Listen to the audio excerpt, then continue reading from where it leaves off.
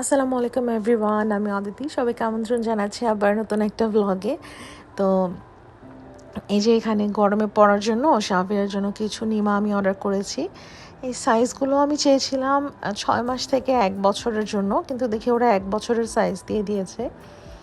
আমার শাওয়ারের বেশ বড়ই হলো, একটু ঢিলাঢালাই ছিল। তারপর আমি আবার ফেরত দেইনি, ভাবলাম যে আচ্ছা থাক, এই বাচ্চাদেরকে একটু ঢিলাঢালা কাপড় পরানোই ভালো, আর না হলে যে গরম শাওয়ার কষ্ট পাবে, এই জন্য রেখে দিয়েছিলাম। আর আমি না অনলাইন থেকে কিছু জুয়েলারিজ অর্ডার করেছি, কারণ দেখা যায় যে গাড়ি ছাড়া যখন আমি আর মোপো বের হই, বা আমার হাজব্যান্ডের সাথে যখন আমি রিক্সা করে বের হই, তখন তো সব কিছু খুলে রাখা হয়, জুয়েলারি যা আছে। গোল্ড তো পরে রিক্সা করে বের হওয়াই যাবে না ছিনতাইকারীর ভয়ে। আর আমার না এমনি এই টাইপের মানে এক্সট্রা জুয়েলারিজ নাই, কিছুই নাই, কারণ আমি তো এই যে বিয়ের পর থেকে এই গোল্ড এগুলো পরেই আসছি। এই জন্য আমার এগুলোর মানে এই টাইপের মানে জুয়েলারির প্রতি আমার কোনো আকর্ষণ কখনো ছিলও না, কখনো আমার মানে কালেকশানে ছিলও না, হয়ে গেল। তো আমি অনলাইন থেকে কিছু অর্ডার করেছি, যে বাইরে যদি যাই একা মানে গাড়ি ছাড়া, তাহলে অ্যাটলিস্ট কিছু একটা পরবো, না হলে একদম হাত খালি গলা খালি কেমন যেন লাগে, কান খালি, মানে খুব হাস্যকর দেখা যায়। এই জন্য আমি এগুলো অনলাইন থেকে অর্ডার করেছি। এগুলো একটু পার্লের, তো পরলে না অনেক ভালোই লাগে। আর এখন যেটা দেখাচ্ছি, এই গলারটা আই থিঙ্ক শাড়ির সাথে পরলে খুব ভালো লাগবে। তো শাড়ি তো আমার অত বেশি পরাই হয় না, এই হচ্ছে ঝামেলা। তো যাই হোক, পার্সেলগুলো রিসিভ করেই দেন আমরা বেরিয়ে পড়েছিলাম। আমরা যাচ্ছি হচ্ছে পূর্বাচলের দিকে। তো আলহামদুলিল্লাহ, নতুন গাড়ি নেওয়ার পরে এই প্রথম আমি সাবেকে নিয়ে বের হলাম একটু ঘুরতে। আর আমার বর তো সারাদিন প্রচুর ব্যস্ত থাকে, প্রচুর একদম গাধার মতো খাটে বেচারা, কি আর বলবো। তারপরেও সে অফিস থেকে এসে দেন আমাদেরকে নিয়ে একটু বেরিয়েছে। কারণ আমি তো বেশ মানে সারাদিন বাসাতেই থাকি শাওয়ারকে নিয়ে, আমার একলা কোথাও যাওয়ার ওরকম একটা অভ্যাসও নেই। মো আপুর সাথে যা একটু বের হই, তাও অনেকদিন ধরে বের হওয়া হচ্ছে না, আপুও ব্যস্ত আছে। তো এই সমস্ত কিছু নিয়ে মানে বেশ কয়েকদিন ধরে ঘরেই আছি, তো একটু বেরোলাম। তো পূর্বাচলে যাই হচ্ছে আমরা শুধু ওই যে হাঁস আর চাপটি খাওয়ার জন্য। তো আজকে একটু ডিফারেন্ট ছিল, তো আমার বর বলছে যে এই রেস্টুরেন্টে যাওয়ার পথেই দেখলাম, তো বললো যে চলো আজকে এটা একটু দেখি, এটা কীরকম, দেখে তো ভালোই মনে হচ্ছে। তো গেলাম, দেখি যে বিশাল বড়, ভেতরটা অনেক সুন্দরই করেছে, সাজিয়েছে ভালো। আর আমি ফার্স্টে ভেবেছিলাম যে মশা বোধহয় খুব থাকবে, তো পরে যেয়ে দেখি যে না, মশার উপদ্রবও কম। সব কিছু মিলিয়ে রেস্টুরেন্টটা আমার খুবই ভালো লেগেছে, খুবই। আর পরিবেশ তো অনেক ভালো, বাচ্চা কাচ্চা নিয়ে খুব আরামে আপনি এখানে থাকতে পারবেন। আর ওদের খাবার খুবই ভালো, যেই কয়টা খাবার আমরা অর্ডার করেছিলাম প্রত্যেকটা খাবার অনেক অনেক অনেক ভালো। আমার আম্মু খাবারের ব্যাপারে খুবই মানে পিকি, সে সমস্ত কিছু খাবার খেতে পারে না, বা সব জায়গার খাবার খেতে পারে না। তো এখান থেকে তার জন্য যে খাবারটা অর্ডার করেছিলাম, আম্মু খেয়ে বলছিল যে না, খাবারটা খুবই ভালো, এবং আম্মু পুরোটা শেষ করেছে। তো যেহেতু আম্মু পছন্দ হয়েছে, তাহলেই বোঝা গেছে যে না, এই খাবার আসলেই ভালো। আর আমাদেরও তো টেস্ট আসে, তাই না? আমরাও টেস্ট করে দেখেছি, মানে বেশ ভালোই ছিল খাবার, খাবারের মধ্যে কোনো ভুল ধরা যাবে না। তো এই যে এখানে আমি আর আমার ছেলে মিলে একটু ভিডিও করছিলাম, তারপর ছেলের বাবা মিলে একটু ভিডিও করছিলাম। তারপরে এই যে আমার ব্যাগ, আমার প্রতিদিনের এখন এই ব্যাগটাই সঙ্গী। তো আমি না বেসিক কোনো কিছু খেতে চাচ্ছিলাম না, তো আমি আমার জন্য এই মিক্সড চাউমিনটা অর্ডার করেছিলাম। এটা স্পাইসি ছিল, অনেক বেশি স্পাইসি ছিল। আগে যদি বুঝতাম তাহলে আমি ওদেরকে বলতাম যে মানে স্পাইসেসটা একটু কমিয়ে দিতে, কিন্তু আমার আর বলতেও মনে ছিল না, বেশ ভালোই ঝাল ছিল, আমি পুরোটা শেষও করতে পারিনি। তারপর একটা কোরাল মাছ নেওয়া হয়েছিল, আমার হাজব্যান্ড আর আমাদের ড্রাইভার সাহেব এটা খাবে। তারপর আমার জন্য আমি স্কুইড ফ্রাই নিয়েছি, আম্মুর জন্য নিয়েছিলাম হচ্ছে বিফ শিক কাবাব, আর এই যে নান, মানে নান খাবে হচ্ছে এই মাছের সাথে, এই আর কি। ওরা ফার্স্টে রুটি খুঁজেছিল, কিন্তু এখানে রুটির অপশন নেই, মানে রুমালি রুটিগুলোর অপশন নেই, এখানে শুধু নানের অপশন আছে, যার জন্য তারা নানই নিয়েছে, এই আর কি। শাহবীর হয়েছে আলহামদুলিল্লাহ 5 মাস পূর্ণ হলো, আলহামদুলিল্লাহ। তো এখন রাতে বাইরে গিয়ে ডিনার করা, এই জিনিসগুলো আমাদের জন্য অনেকটা সোনার হরিণের মতো, কারণ এখন তার হয়ই না। শাহবীর পেটে থাকতেই আসলে এগুলো বন্ধ হয়ে গিয়েছিল। তো প্রায় 1.5 বছরের মতো আর কি সময় হচ্ছে। কিন্তু আগে যেমন মানে মন চাইলো মানে বেরিয়ে পড়তাম যে না আজকে বাইরে খাবো, আজকে বাসায় কিছু রান্না করব না, বাইরে চলো, এই করো সেই করো। তো সাবিকে নিয়ে তো হুটহাট করে এখন কোথাও যাওয়া হয় না। তো অনেক দিন পর আমরা এই যে ডিনারে একটু বাইরে বের হয়েছিলাম, মানে অনেক দিন পর।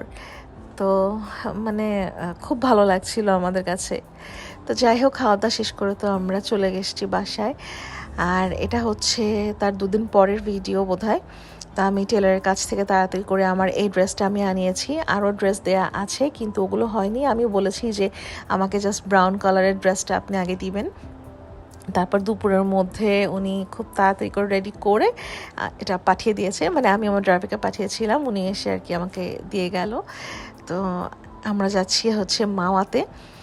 তো আমার ভাই ভাবিদেরকেও বলা হয়েছিল যাবে কি না, দেন ওরাও বললো যে হ্যাঁ যাব। তারপর ওদেরকে নিয়ে দেন আমরা মাওয়ার উদ্দেশ্যে রওনা দিয়ে দিলাম। এই মাওয়াতে যাচ্ছি কবে, 2024 সালের নভেম্বরে আমরা গিয়েছিলাম লাস্ট, আর এই গেলাম।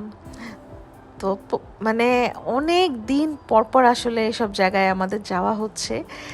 তো আগে আমরা না এই সাইডে যেই খাবারের মানে দোকানগুলো দেখছেন এখানেই আমরা খেতাম, যেমন শখের হাড়ি, তারপর ইলিশ বাড়ির রেস্টুরেন্ট, এগুলোতে খেতাম।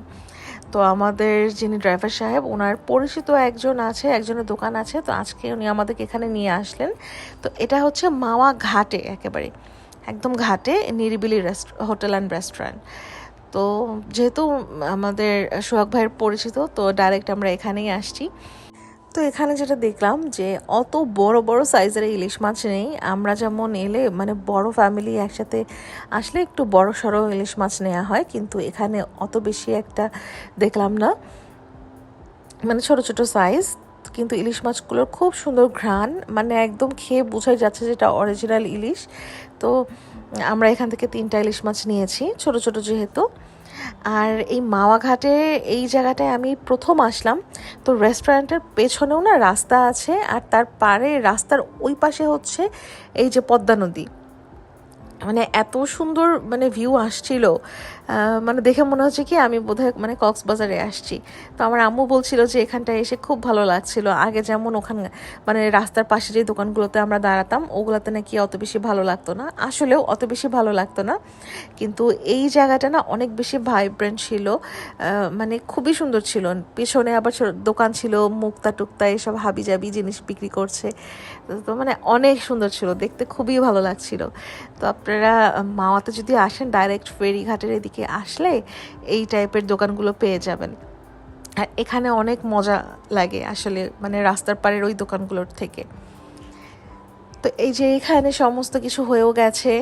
তারপর আমরা আমাদের মানুষ অনুযায়ী আমরা হচ্ছে বেগুন ভাজা নিয়ে নিয়েছি। তারপরে এখানে এলে আমার ভাইয়ের ইলিশের লেজ ভর্তা এত বেশি পছন্দ, সে বলে কি যে মাছের পিস কম দিয়ে ইলিশের লেজ ভর্তার জন্য একটু বেশি করে মাছ রেখে দিবেন, মানে ভর্তা যেন বেশি হয়, মানে তার ভর্তা এত বেশি পছন্দ। তারপরে যেখানে আমরা ছিলাম, তো যিনি ভাজাভাজি করছিলেন তিনি আমাকে বলছিলেন যে ম্যাম আপনি এখানে আসে ছবি তুলেন। ফার্স্ট টাইম বললাম যে না না তুলবো না, পরে হঠাৎ করে মনে পড়লো যে না নেই, তাহলে আমার ভিডিওতে একটু অ্যাড করে দিতে পারবো। তারপর ওখান থেকে ভিডিও নিয়ে দেন আমি আসছি। তারপর আমার ভাই আমাকে বলছে যে আমাদের দুজনের একটু ভিডিও করে দাও। তারপর ওদের দুজনের একটু ভিডিও করে দিলাম। তারপর আশেপাশের একটু ভিডিও নিলাম। এই যে এখানে আবার একটু এই যে নাগরদোলা টাইপেই তো বোধহয় এগুলো আছে। আর ওই যে পিছনে নৌকার মতো একটা দোলনা আছে, আমি না ভিডিওতে দেখেছি মানুষ এটার মধ্যে উঠে আর ঠাস ঠাস করে পড়ে। আমি বুঝি না তারপরও কেন তারা এরকম রিস্ক নিয়ে এই সমস্ত জিনিসের উপর উঠে। আমি তো কোনো জীবনও উঠবো না এসবের উপরে। তো যাই হোক, এই যে এখানে আমাদের ভাজাভাজি সব শেষ, টেবিলে খাবার দিয়ে দেয়া হয়েছে। দেখেই আমার আবার লোভ লাগছে, মনে হচ্ছে আমি আবার যে একটু খেয়ে আসি। আমি সেদিন বলছিলাম না যে আমি খাবার দাবারে কোনো তৃপ্তি পাই না, সেদিন মাওয়াতে গিয়ে আমি খুব তৃপ্তি নিয়ে খেয়েছিলাম আলহামদুলিল্লাহ। মনে হয় যেন এই টাইপের খাবারই আমি ডেইলি চাই।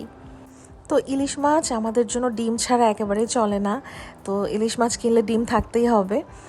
আর এই জন্য হচ্ছে, আর আমি তো সবসময় আপনারা দেখেন যে ইলিশ মাছ কাটলে প্রতিটা মাছের পিসের মধ্যে আমি ডিম রেখে দিই।